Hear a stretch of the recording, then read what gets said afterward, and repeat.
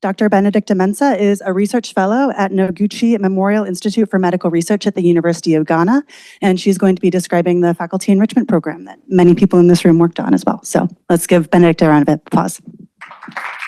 Good morning to you all. I'm excited to be here on behalf of the faculty enrichment team to give you a talk on training malaria modelers in sub-Saharan Africa, our experiences with the faculty enrichment program in both Africa and the United States. So the faculty enrichment program is an 18-week-long training program in applied malaria modeling for faculties who can be trained the next generation of modelers and can be retained in the sub-Saharan African region and work closely with the local malaria control partners to provide operational support, especially in times when malaria has become popular with the control program, especially to support SNTs in countries with high burden, high impact activities. And also faculty who can competitively win grants to improve their work, and then also closely network with others across Africa and with international partners to promote collaborations and share knowledge in the field, mentorship and guidance, among all others.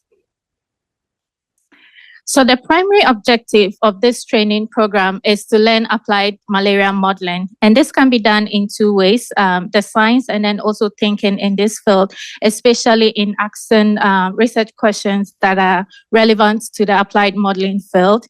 This is done mostly through lectures, journal clubs, and then participants developing focal projects. And the second way of learning applied modeling is on the technical sides, where participants implement their focal projects with our agent-based model, the eMod. And the second objective is to improve their written and scientific communication. And this is done in several ways as well. The participants develop a specific page, specific aims page on their project, and then also develop an NIH biosketch and give 4 presentations throughout the training program. I'll go into specifics later. The final objective is to build connections with each other, with other modelers, and also the larger community. So we've had 3 successful FE trainings in 3 consecutive years since 2002. The first 2 years were done at the Northwestern University with 4 participants for each year. The program has evolved over the years with having just an English section to having an English section with French translations. And then also for this year, it was done in 2 sites to build capacity in Africa. The English side, Ghana at the University of Health and Allied Sciences, with 5 participants, and the French side at Senegal at University of Tees with also 5 participants as well. Our target population is mainly faculty, but also we've included some PhD students who are at the final stages of their training and who have shown interest in applied modeling. And we have varied backgrounds. These participants usually come from the public health, biostats, and epidemiology fields. We've seen some with economics background and bioinformatics background, and also statistics and mathematics, of course. So one unique initiative of the program is usually to bring participants from previous years to come as instructors over the years. And for this year's, our program staff include the founding director, Jaylin Geraldine, who is here from the Northwestern University. And we have Isaiah, who is on the call, and myself from the first year cohort, coming in as program directors for the English side in Ghana. And we are supported by Zaid, who is from last year's cohort, and then Professor Justice Ahito, who is also here. And for the French side in Senegal, we have Mo Absalom as a director who is from last year's cohort, and he's supported by Osman Diallo, who is a staff at Northwestern University. And the supporting instructors are Karim, who is also from last year's cohort, and then he's also supported by Umar, who is a postdoc at the Northwestern team. What we've also introduced is the program evaluation at baseline, midline, and endline, where we try to evaluate and manage the expectations of the participants and also make it more participant tailored and to help improve the program as we are developing it. So for this year's evaluation, it was done by Emmanuel Menu from Ghana.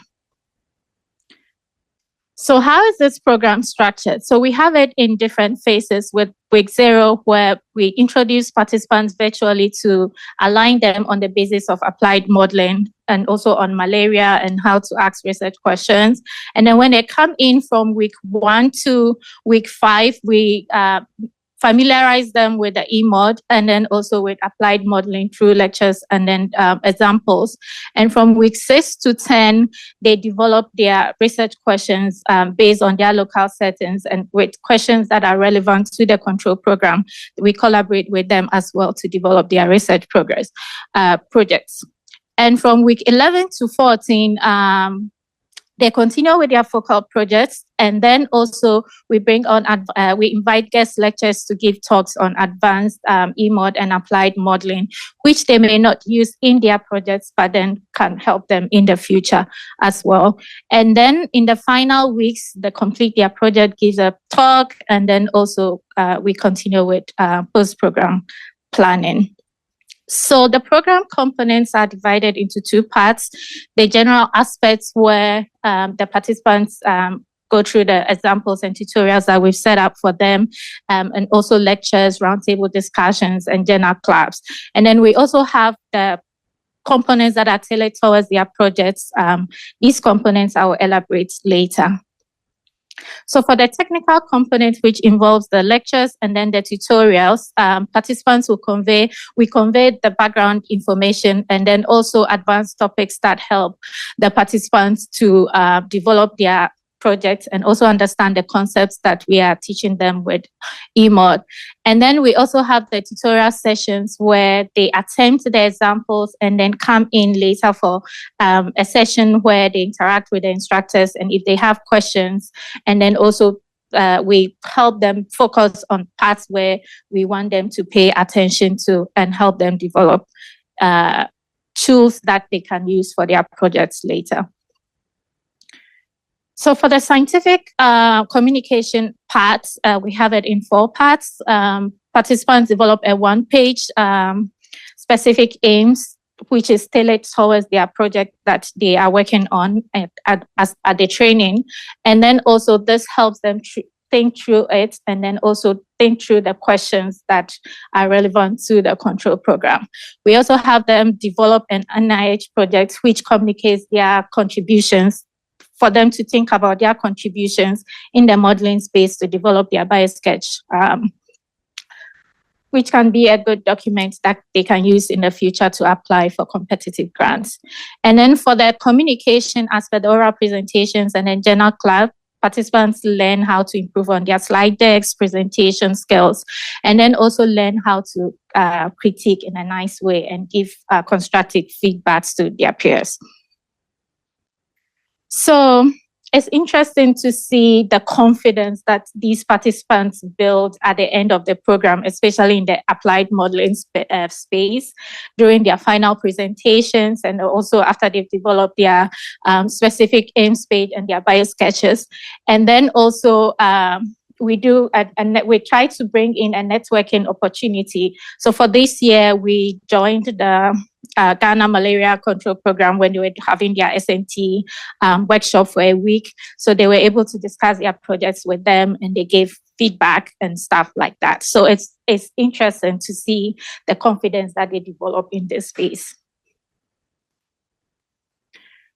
So for the impact of our program, we've had participants speak mainly on appreciating the program as in general, and then also they are usually very excited to go back home and share what they have learned. We had one participant say, and I quote, "I have learned a lot from this program, not just the technical aspects, but also the non-scientific side. As a faculty at a university, I take back what I have learned by asking modeling questions, group meetings, providing critiques on presentation and developing a bio sketch on aims page and bring that back to my group. And then participants also appreciate the duration of the program. So I've had participants at the beginning come up to me and like, so for the 18 weeks, what would we be doing? And then at the end of the 18 weeks, they'll go like, oh, we are now really beginning to appreciate, and, we are excited to learn more. We wish this could be extended to 6 months. And and then the participants also appreciate the non-technical side, and then how we connect the non-technical to the technical, and both helping in each aspect of the components. One participant says, for me, the most fundamental thing here is the fostering of critical thinking. How can I put it? By reading articles that are already edited by other people, by taking part in sessions where you try to review the work others are currently working on, you get the idea. This seems very important to me, and I think I have sharpened my critical thinking skills. So for our program evaluation, we usually have a baseline session where we try to capture the expectations and manage the expectations of participants so that they are not thinking about, different questions which cannot be answered with EMOD. And then also for midline, our focus is, capturing how they are managing with the tools that we've given them. And then also whether the way we have structured the curriculum is, working for them. And at the end line, we want to see how they appreciate the whole picture. And then also we are interested in seeing whether they have suggestions for us on how to improve and better the curriculum. So we would like to share some lessons that we have learned at both sides. So for the pros and wins at the US sites, participants are exposed to a diverse set of experts who have worked with EMOD for long years, and then also have a well-established infrastructure with advanced research with like high competing and good internets, which we use for running our simulations. And then also participants appreciated the time away with no distractions from their homework, and then also being able to focus on the training and get the most out of it. So for the African sites, participants appreciated the culture of familiarity. They were, comfortable there, more comfortable. And then also for most of the participants, they did not need to apply for visa to come because it's visa free to move between African countries. And then also the cost effectiveness alongside the technical and collaborative benefits with the control program and other friends of modelers. And then also another pro is students being able to join in the lectures and listen in that as well.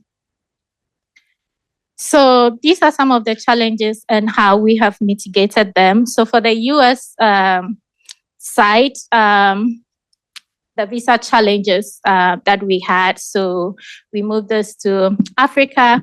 And then for accommodating, so we have some of the participants, because they couldn't get visa to come in, join virtually, and they had to accommodate the different timelines. Some, at midnight will be joining in on sessions, which was very difficult for them, and also to keep them in the program.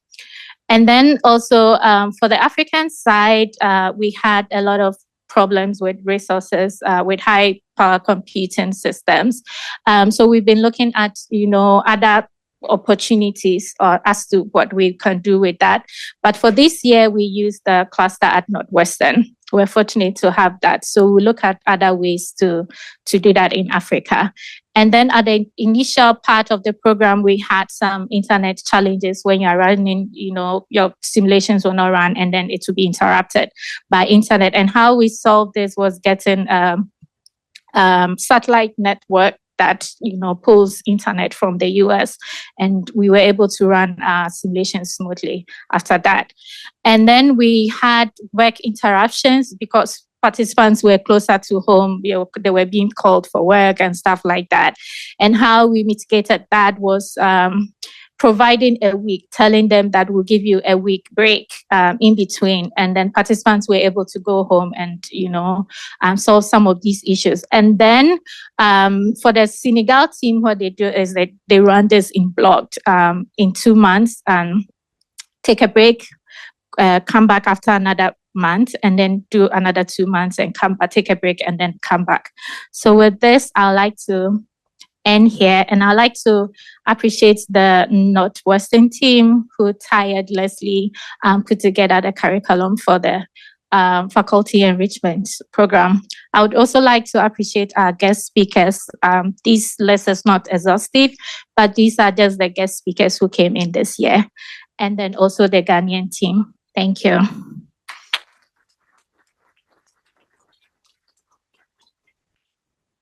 Thank you so much for this great initiative. My name is Abel Walekwa, and I have a modeling unit in Uganda as well. And we have such short courses and trainings. But just have 2 inquiries. The first one is, do you try to engage policymakers in defining the research question that the fellows work on, and how has that been? The second inquiry is, what is the sustainability plan for this project so far? How are you finding it, and what's the plan in mind?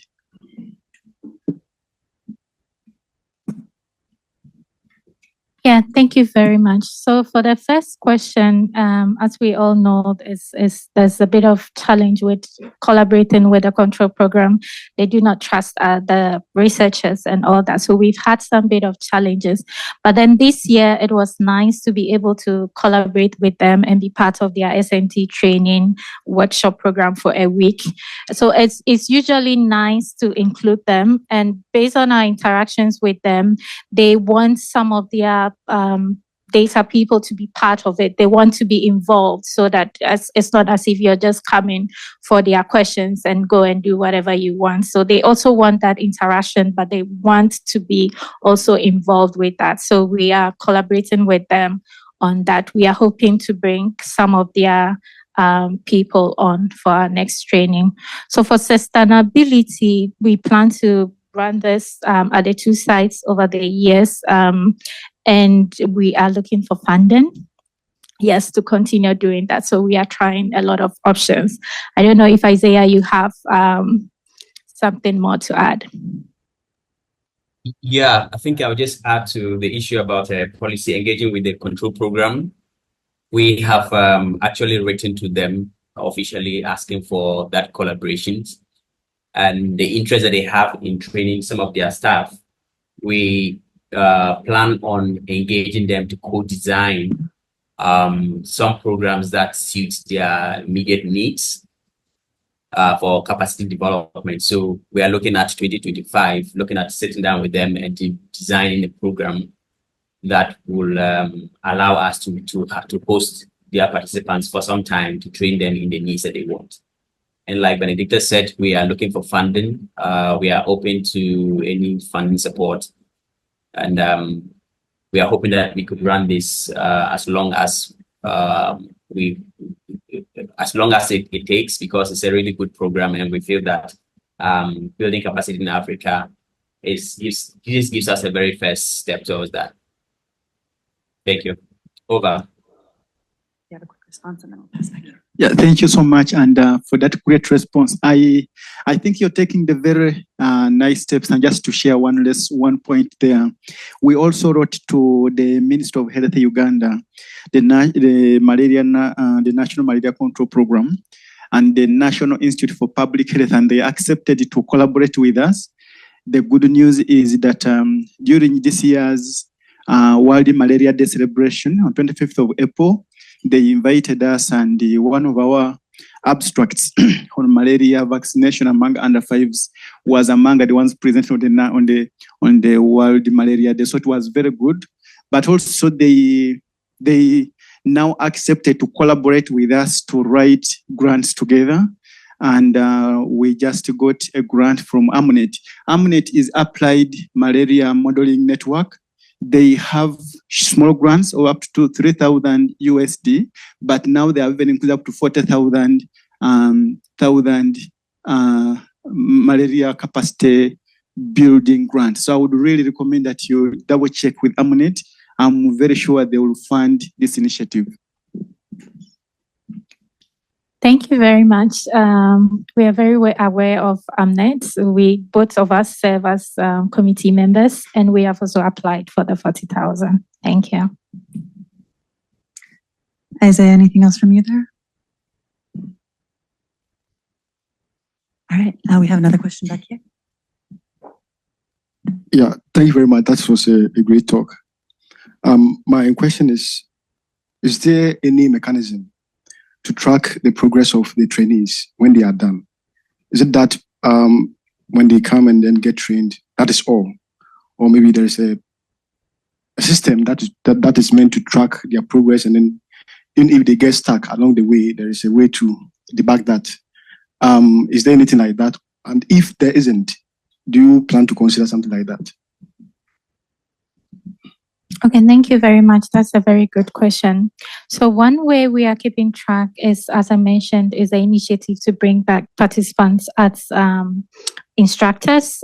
This helps to improve their training skills and then also improve their confidence in transmitting the knowledge that they have gained to their peers. Some come with master's students who also develop projects and work along as we go on.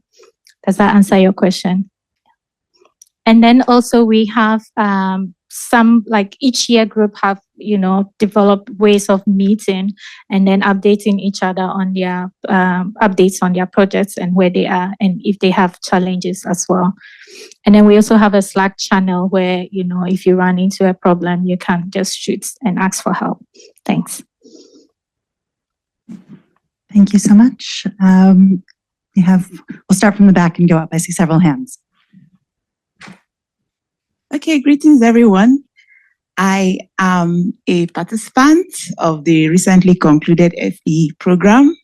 So just to add my voice and say that yes, those feedback are ours. I happen to be one who initially, when the curriculum was out, 18 weeks, when I got in, I actually went to check in with the program directors. Like, so you mean, is this actually for 18 weeks? Then, but incidentally, by the end of the program, I happened to be those who were actually rooting for extension of the program. So it was really worth leaving home for. And just to add that the directors are really approachable, and it made the learning experience very engaging and exciting one. And just to also confirm that this is really it was really worth it in every sense of the word. Thank you. Thank you so much. Thanks for the great talk. Just to find out, so do you intend to opt in researchers from non-academic institutions in the future? Or it's just... As in the participants, are they faculty from academic institutions? From research institutions. Yes, mainly from research and also from teaching as well. Yeah, but we bring in PhD students who are at the final stages of their work as well. Is there a hand up here? Oh.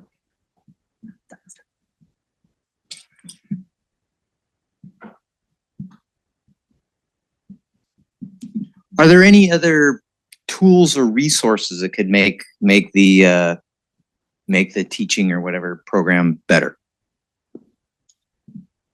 Yes, thank you very much.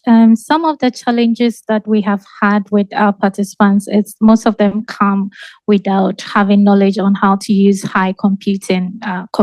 So we usually have, like at our websites, where you can learn how to do that. And this is given to them way ahead of time. So most of them are also at different levels of their programming skills as well. So we also have links to help them. And then during the interview and also during the first week 0, where we couch where they are, we try to see we give them examples for them to solve and see whether they are at the level where they can actually really appreciate this program as well. Isaiah, do you have something to add? Yeah, I think that's fine. That's fine. Yeah, can you hear me? Yes, we can hear you. Thank you. All right. Yeah. One more question over here. Oh, all right, great. We still have time for one more question, if anybody has one. I would maybe ask Benedict and Isaiah, as people who both participated in and taught this program, you talked about the logistical challenges and pros and cons and how you mitigated those. But in terms of the content itself, what were the things that you really found to be most crucial and most valuable? And what were some of the things that maybe with feedback then got modified and adapted? So the participants, for the content-wise, the participants mainly had complaints about having the examples way ahead of time. They would rather that we go through with them, step of the way, and also through their projects. And we've had different structures of doing that. We've gone the way that the participants complained about this year, and then also try this other way. And we've seen at the end of the program, at the level at which participants were able to achieve, their projects. And we try and explain to them. And then, as they go through to the end, they really appreciate why it was structured this way as well. I'm sure I'm missing something else from your question, but I will let Isaiah see if he can answer. Yeah. Yes. Thank you for this question. Yes. As a previous participant and then an instructor on this program, I think from the onset, the expectations were really different, and the mode of instructions and the sequence of instruction was also quite different from what it is now. Like Benedicta mentioned in the presentation, there were continuous evaluation of the project. And over the last 2 years, we have improved based on the evaluation, the outcome of the evaluations, and the feedback we got from the participants. So the most important thing that I as a person, and then most of the other participants have expressed, is actually the non-technical part, which is the scientific communication. That is image writing, NI by sketch, critiquing papers in journal clubs. Participants found this as something that at the end of the program, they can say that they have actually learned something. That's new to their career, and then it's advancing their career. For the technical part, which is basically malaria, it's something that is continuous, that everyone is continuously engaged in through their focal project. So they see that as a lifelong kind of learning. But the immediate outcomes that they see is basically mostly around the non-technical part, which is quite an important part of our program. So yes, there has been some lessons. We have gone through some phases. We continually evaluate the program. And then based on the feedback that we have, then we redesign the curriculum. We are hoping that we will keep engaging with participants to see how we can tailor the entire program for its improvement in the future. Yes, over. Fantastic, thank you. And we have one last comment from another past participant before we close this. Oh, okay, everything's been covered. Incredible. Let's please give one last hand to Isaiah and Benedicta.